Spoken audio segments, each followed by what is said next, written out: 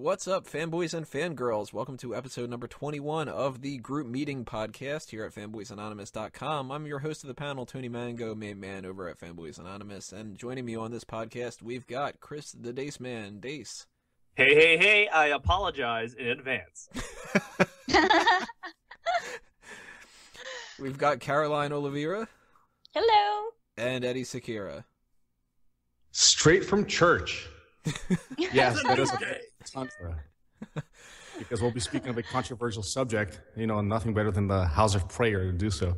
Yes, this definitely is going to be a controversial one, so warning for the people that are sensitive about this, the whole, oh, this is my trigger or whatever the hell. This is going to be something that potentially could get out of hand when it comes to the comment section, so I do want to stress, don't go crazy on the comments. Yeah, don't get butthurt. Yeah, if you are in the type of mentality where this is the type of thing you don't agree with, then you don't have to necessarily agree with it, whatever, blah, blah, blah. That's the political correct way for me to say you're a bigot asshole. But, don't start making people feel uncomfortable in the comment section and stuff. Voice your opinion. You could have a political debate and stuff like that, but don't make it a hate speech thing. We are officially calling this meeting to order, and if you haven't already figured it out by now because you're on iTunes or Stitcher and you can't see the title or something like that, then this podcast is going to be about the LGBT culture when it comes to geek entertainment. And we're going to touch on a couple of different subject matters here. I'm basically going to run this down through a bunch of different characters, but we're going to branch off and we're going to talk about different subjects and just kind of spit out whatever we want to spit out about it, and whatever comes out, that's what comes out. So no set amount of, like, part 1's going to be this, part 2 is going to be that. Whatever happens, happens. So the way I kind of wanted to start this off with is very, very basic way, but it's something that kind of sets the precedent for it. The Comics Code. For those who don't know what the Comics Code is, it was back many, many decades ago when people had a different perception of the comic book industry. That used to be for little kids more so than anything else, and there were a bunch of people that thought it needed to be regulated in a way that, kind of like when we have like the rated R films and kids can't see them because it's rated R, there's NC-17, that kind of stuff. We went through the whole thing with not safe for work stuff last month on the Geek group meeting, but they looked at it that way, and they said, we've got a bunch of rules here. One of them is that you can't have, like, drug use. One of them is a different set of violence that can happen and can't happen, because it shouldn't have, like, really super bloody characters and stuff. Like vampires, for one reason, were, like, off limits and shit. But one part of it was actually about homosexuality, and there was a big hubbub kind of shit about Batman and Robin, the two most iconic characters that you can get when it comes to comics other than Superman. A lot of people, still even to this day, had accusations that Batman and Robin were a gay couple because they would show them, like, laying in bed together and, like, some really kind of, like, awkward things that were, like, kind of hinting at it and stuff, but they never, ever established that that was true. They just happened to be, like, look at Robin. He's pretty goddamn feminine in those days. He's got the little pixie slippers and, I don't think the 1960s show helped much either. No, not at all. Adam West doesn't come off as, like, an Arnold Schwarzenegger type or something. Like, Comes off as a bear, like a right. bear. And some people have even played Batman in that way. I mean, George Clooney at one point, he said that he basically played Batman and Bruce Wayne as being a closet homosexual in Batman and Robin. Because George Clooney is. Yeah, He well. might be. You never know. That could explain a lot. Wait, is he married now? Yeah. Facade. Too many people were calling him gay. Married so to Tom Cruise. Tom Cruise looking out of the closet! Quite a concept. But Batman and Robin, that was a big set of controversial stuff, and they eventually actually added some other characters specifically to try to get around that. Like Batgirl was brought onto the scene because it was like, well, Batgirl could be a love interest for either Batman or Robin, and they've had Batwoman for Batman. Batwoman eventually actually became like an icon for the LGBT community because she was one of the first that actually was like flat out admittably in that kind of spectrum, and not somebody who just, they sort of played around with it and kind of hinted at it but didn't want to officially. It was just like, no, she is a lesbian. There you go, lesbian character and stuff. But before we're going to branch the Batman and Robin thing off in a couple different ways, but I'll save some of those topics. What do you guys think about Batman and Robin? Was that something that ever come across to you as that these two were a couple? Well, somewhat. I mean, I guess growing up, I never really, like, thought too much about it. But I guess in the later years, I mean, I love fan fiction, alright? Like, sue me. Like, I love pretending that some of the characters that I love have gay relationships to other characters. So, in my head, I love to think that they do have a secret relationship and they really do love each other. Sue me. I think in the 1960s, there would be a good argument to say that Robin was. Batman's kind of hard. He's just, to me, he looks like Adam West from Family Guy. He's just a crazy old guy running around with a bomb. The newer stuff, I always saw Batman as kind of like asexual. He just didn't need anyone, was a loner, never got a vibe from him that he was like seeking affection, especially from a man. The two, I've never read any of the older stuff, so most of the stuff that I'm coming from is like 90s. And none of that ever gave me the vibe that they were. I guess it's my turn. I never, ever once thought any of this stuff.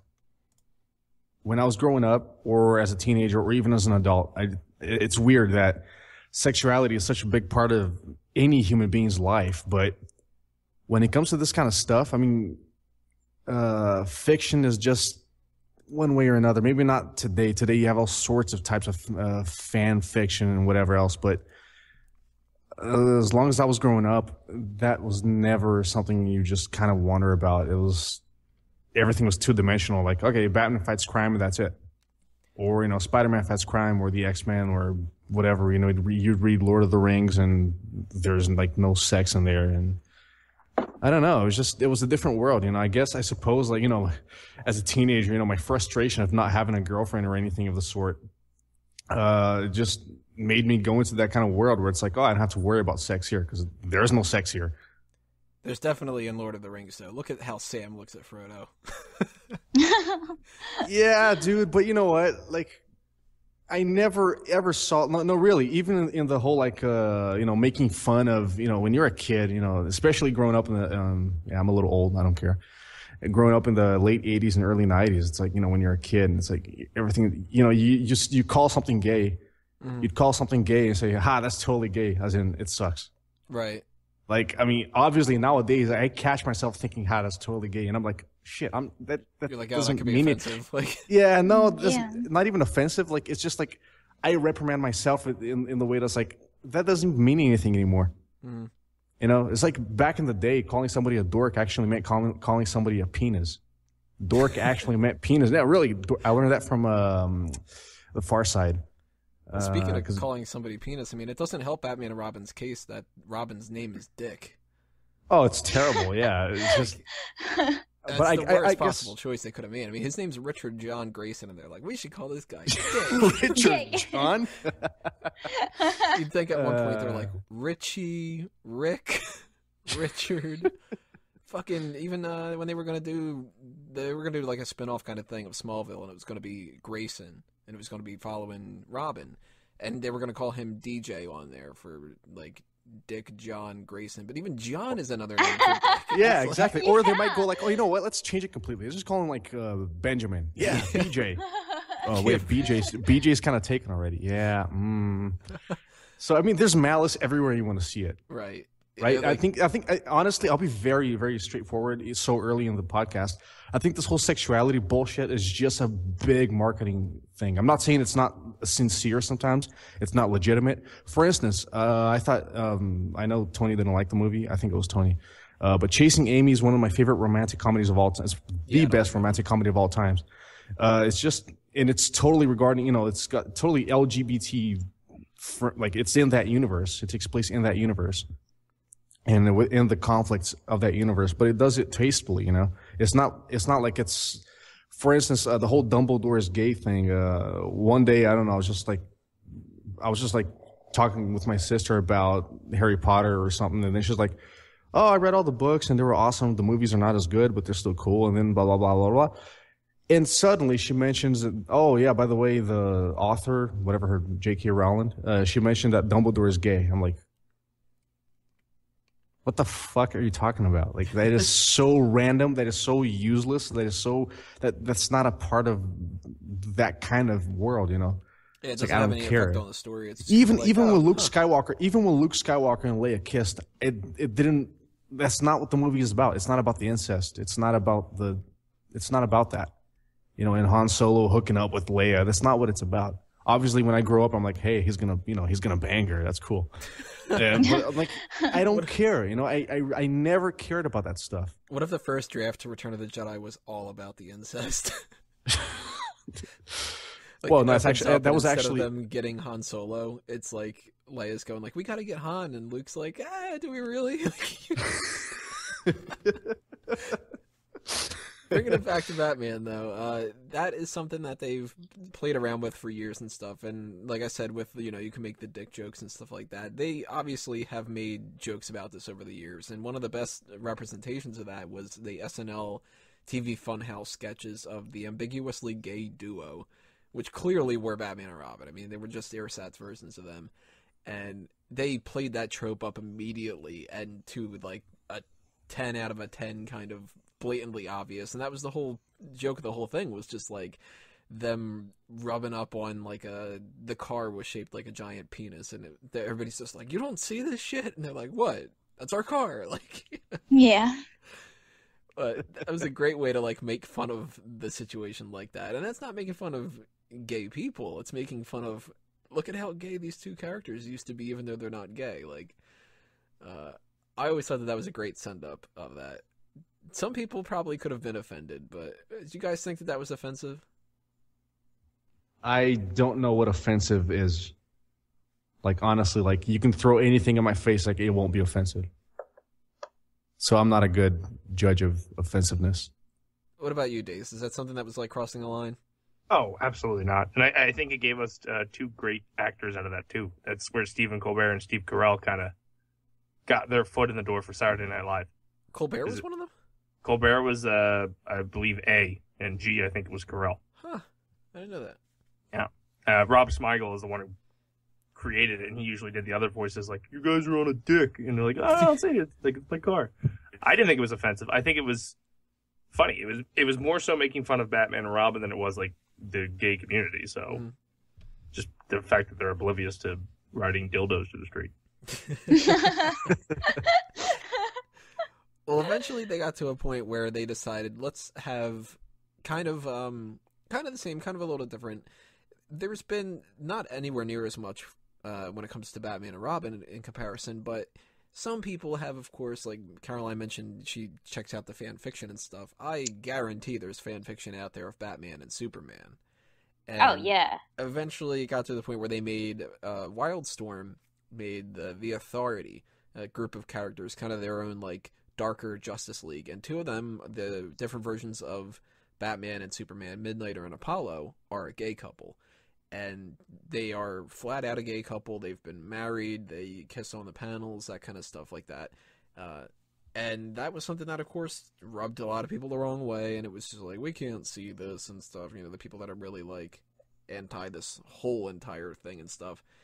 Get your sand out of your vaginas. Yeah, I mean, like, I don't get the problem with it. I can understand when, like, they take a character and they change a character, how some people can be upset. And that applies to pretty much anything. If you make, like, I mean, it's hard to say, because it's like, you're doing it just to do it. Because if you look at like characters we're going to get into later in this conversation, like Colossus and Iceman, you just changed them to change them. There was nothing leading up in the 40 years of history they had that they're going to turn gay. Mm-hmm. It was when just it comes to race in characters. We'll eventually do a big podcast about that, so I don't want to touch too on it. But like, I'm offended. I just accidentally Googled something I shouldn't have regarding Batman and Superman, and I'm sure stuff showed up. You know, do not go to the image part. Caroline's like, give me that. Yeah, no, Yeah, it's not the image. It's not really the images that bothered me. It was the videos that showed up. Oh, come on. Was it a flip book one? Like No. you started one page and just like it goes in and out. No. I didn't get into it. It's just you had to press play. So thankfully I didn't do it. It's just I wasn't expecting it. I'm gonna Google that right now. Have fun, Caroline. Heaven knows I'd love to see Poison Ivy and Batgirl, but that's just me. That's actually a character we'll talk about a little bit later on. But when they take a character and they change them for the sake of it, I can understand how some people can be upset, but only when they get upset because that's not the real character. And a lot of the time, I still think it's not a big deal. People complained about Heimdall. They're like, why is Heimdall black? He's a Norse god. And it was just like, well, who fucking cares? He's a goddamn alien. That's what he is. But if they were going to change something like I actually personally did not like the idea that Daniel Craig was James Bond and he has blondish hair. I was just like, dude, it's a $10 bottle of hair dye. You know, I'll Pierce fucking buy Brosnan it is and American. send it to That's you even guys. worse. Like, that kind of stuff does bother me every once in a while. And some people are going like, well, we should have Idris Elba or Idris Elba? Is it Idris or Idris? I'd say Idris. I think it's Idris, yeah. Call him Dross. Good old Dross. I'll call him Heimdall, whatever. He has been rumored to also be a potential candidate for the next James Bond, and some people were complaining, and they were like, well, we can't have a black James Bond. What's next? We're going to have a gay James Bond? And it's like, well, there's a difference here. A gay woman extradited, like Afghani, like you know, like dwarf. I would rather James Bond still AIDS. be a white male, because that's what the character has been. But if they went with a black James Bond, it wouldn't be the end of the world. The problem with Idris Elba that I have is that he's too old, not that he's black. But you kind of can't change a character like James Bond and make him homosexual, because that gets rid of Bond girls. Like Bond guys. Yeah, you can't just change it over to Bond guys and have the series be the same kind of a thing. You know what I mean? And one of the biggest things that's been going on right now, and one of the reasons why we decided to do this one for our group meeting, obviously gay marriage is a big issue right now, being legalized, but very, very recently, a report came out about the new Spider-Man series, and Sony and Marvel had their list of notes that you had to follow. Peter Parker rules, and then Spider-Man rules if they weren't Peter Parker. One of them, amongst all the other ones, it said, like, he's got to live in New York, he's got to be a kid, he has to have the whole Uncle Ben thing, like that kind of stuff. But one of them that people have picked out has been Peter Parker is heterosexual. And people were furious, and they're like, why can't he be gay? Why can't Spider-Man be gay? To me, Miles Morales can be, because he doesn't have a big, like, set of continuity.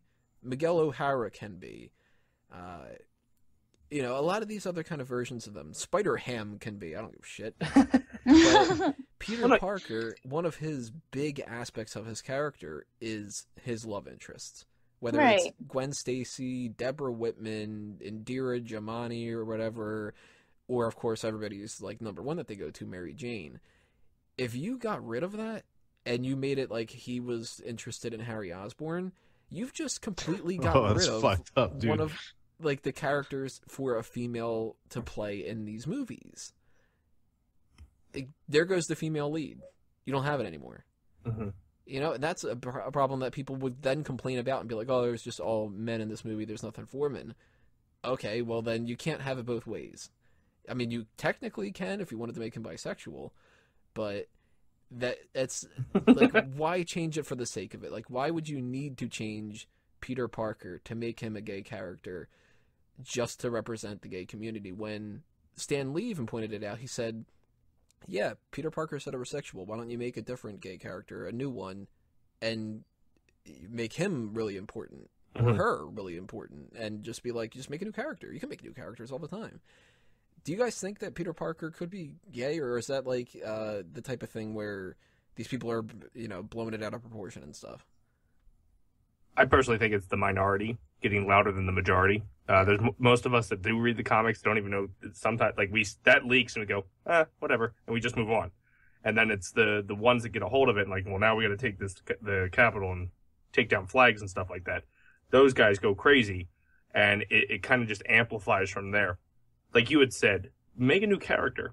You're trying to force your beliefs now onto Peter Parker. I know he's a fictional character, but you're trying to make him gay for the sake of making him gay. He's got love interests. The poor guy has been through a lot in the latest run of the Amazing Spider-Man and shit. He lost his body. He was another man. That's gay enough for you, right? So, Dr. Coctopus. Yeah. Oh, man. I had to. I was like, I can't. God is pleased.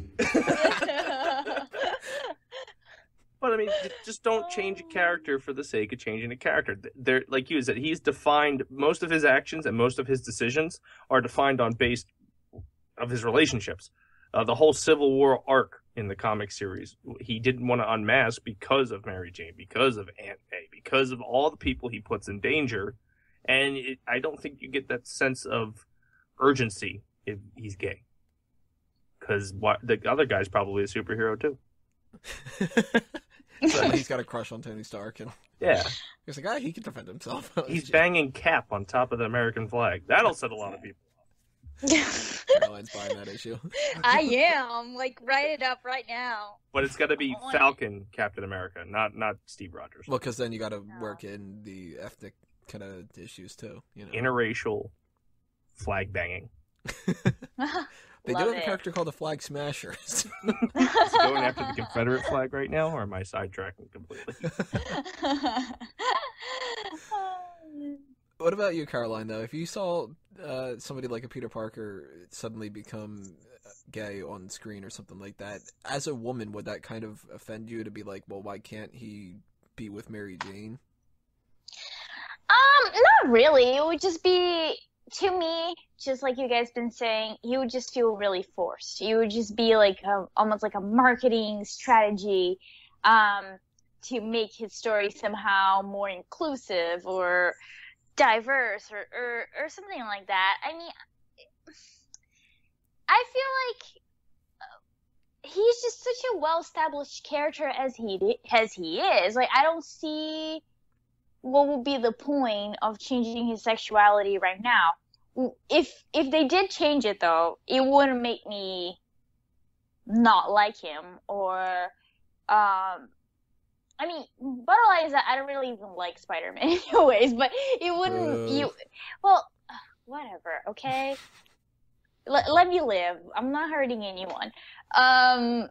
It wouldn't really change things for me, but I feel like if that was like a character that I grew up with and I was invested in, it would just feel almost as if I never really knew that character. Like, if he really was gay, like, why?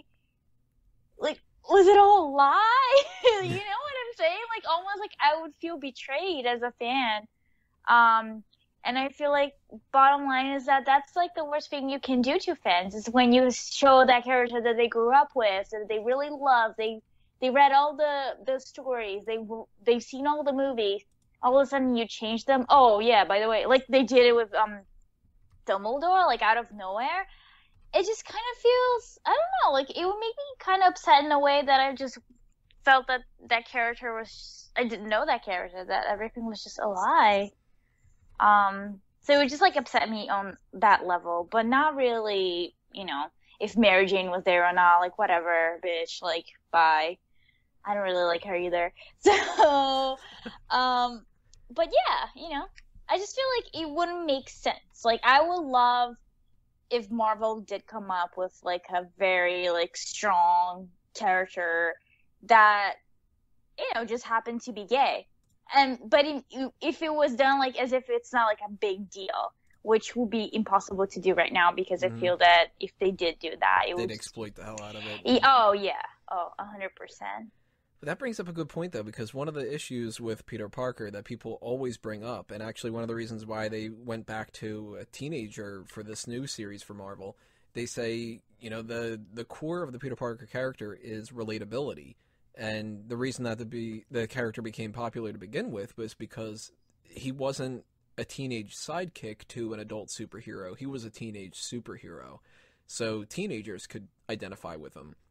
And when he's in the high school years, like, you can identify with him being picked on, and he's got, he doesn't have, like, Superman pretty much has Lois Lane, and that's it. Yeah, he's flirted with Wonder Woman, and he's got Lana Lang, and he's got Lori Lamaris, and he really is super into the double L's. Surprised he's not with Lex Luthor at this point. But it's pretty much Superman and Lois Lane. And a lot of characters are like that. And Spider-Man was like, well, he's flirting with Gwen Stacy, and then there's Mary Jane, and you got some kind of friction like you would have in high school and college and stuff. And I think if you were to change the character to suddenly be a gay character, you've just alienated all the people that aren't gay for the sake of the people that are. And it was like, well, you can't change the one for the sake of changing it to be more inclusive, and then now you've just excluded all those people too. It's kind of self-defeating. And it's not like gay people cannot identify with a character that's just not gay. I feel that with a lot of the superheroes, at least with like friends of mine and my cousins who later in life came out, one of the things that they liked about superheroes and helped them cope in a way when they couldn't come out to their families was that they all, well, most of them, not like Tony Stark, but most of them had a double life, and they had to like hide things from people they loved because they felt like they couldn't handle the truth, But it wasn't that one of their lives was better than the other. They both were really great, but somehow they just couldn't be connected.